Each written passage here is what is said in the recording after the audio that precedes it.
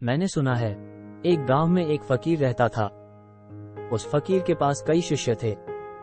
उसमें से एक शिष्य एक दिन उस फकीर के पास आया और उसने फकीर से प्रश्न किया कि क्या हमेशा खुश भी रहा जा सकता है? क्या जिंदगी में कोई गम हो ही न? ऐसा संभव भी है? मुझे तो जिंदगी का कोई उद्देश्य नहीं नजर आता।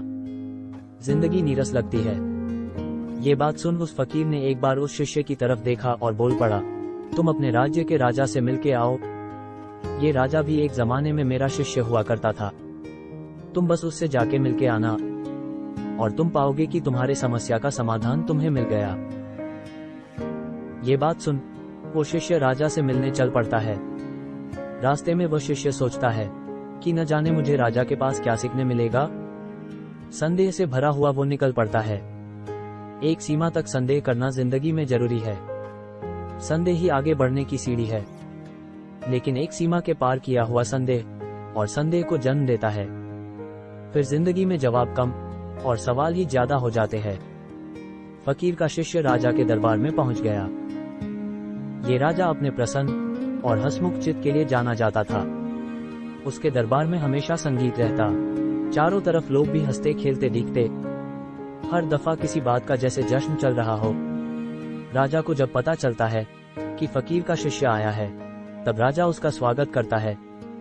शिष्य उसे मिलते ही बोल पड़ता है कि मुझे एक सवाल उठ पड़ा है, जिसका जवाब ढूंढने में आपके पास आया हूँ। और ये बोल वो अपने सवाल राजा से पूछता है।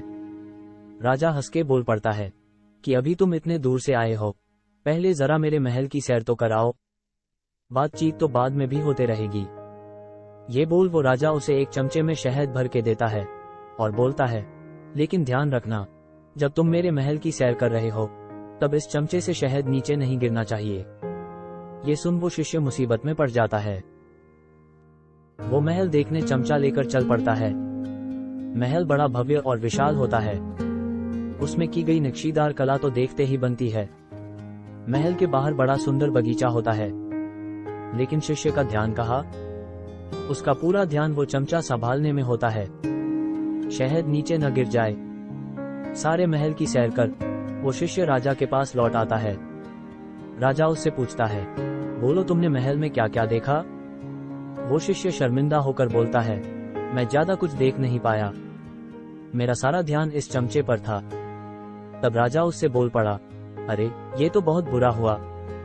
चलो तुम एक और बार जाकर मेरे महल की सैर कर आओ, और हाँ, इस बार भी चमचे को ले जाना।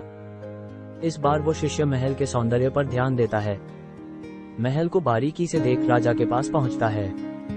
राजा फिर उससे पूछता है, इस बार क्या तुम मेरा महल देख पाए? वो शिष्य महल के बारे में सारी बातें बताकर बोलता है कि इस बार मैं आपका महल ध्यान के साथ देख कर आया हूँ। राजा खुश होकर उससे बोलता है, क्या तुमने अपना चमचा देखा? क्या उसमें शहद है? महल देखने में वो शिष्य चमचे के बारे में भूल जाता है, इसलिए उस चमचे का सारा शहद गिर चुका होता है। ये देख राजा उससे आनंद से बोल पड़ता है, मेरे प्रिय मेहमान, मेरे पास तुम्हें देने के लिए सिर्फ इतनी बात है। हमेशा खुश रहने का रहस्य यही है कि जिंदगी जो भी तुम्हारे दामन में डाले उसका स्वीकार करो, लेकिन उसे स्वीकारते समय याद रहे कि अपने पास के चमचे पर से ध्यान न हटे। राजा का यह वाक्य बड़ा बहुमूल्य है। जैसे न जाने कितने किताबों का ज्ञान एक वाक्य में निचोड़ दिया हो, जैसे न जाने कितने फूलों का रस निकाल एक इत्र की शीशी में डाल दिया हो। हमारी जिंदगी में हम ध्यान लगाना, इसे हमेशा किसी धर्म या आध्यात्मिकता से जोड़ते हैं, लेकिन सच्चाई तो यही है कि ध्यान जिंदगी जीने की एक मूलभूत आवश्यकता है। जब कोई शिक्षक अपने छात्र से बोलता है कि अब इधर ध्यान दो, तब वो केवल इतना चाहता है कि हमारा पूरा ध्यान अब उसकी बात पर हो, तभी हम उसकी बात पूरी तरह से समझ पाएंगे। उसी तरह से जब हमारा ध्यान जिंदगी जीने में पूरा हो, तभी हम जिंदगी पूरे रस के साथ जी पाएंगे। जैसे हम जब गाड़ी चला रहे हो, तब गाड़ी चलाने पर पूरा ध्यान हो, तब गाड़ी चलाने का पूरा आनंद आएगा। हम सोचेंगे गाड़ी चलाने में क्या खुशी? खुशी गाड़ी चलाने में नहीं, बल्कि ध्यान देने में है। हम जिस भी चीज पर ध्यान दे, वही खुशी का कारण बन जाती है। जैसे ये ध्यान और सघन हो जाएगा, तब हमें समझ आएगा कि हम तो कृतज्ञ हैं। हमारी खुशी कृतज्ञता में बदल जाएगी। हमें बहुत कुछ दिया गया है, हमारी योग्यता नहीं थी, इतना दिया गया है।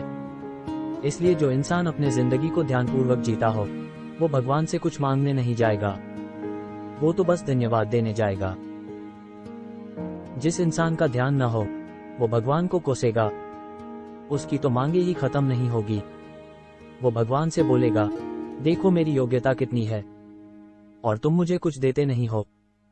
सिर्फ अज्ञानी इंसान ही भूल सकता है कि वो कृतज्ञ है।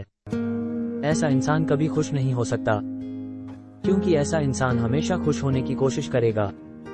खुश होने की कोशिश ही दुख का आमंत्रण है। जो इंसान ध्यान में नहीं, वो जिंदगी में करेगा तो सब कुछ, लेकिन खुशी मिलने के लिए तरसेगा, हमेशा दौड़ता रहेगा, जैसा एक हिरन मृगजल देखकर दौड़ता है। जब ये ध्यान की आदत और भी सघन होती है, तब ये ध्यान हमारे अस्तित्व पर केंद्रित होना शुरू होता है।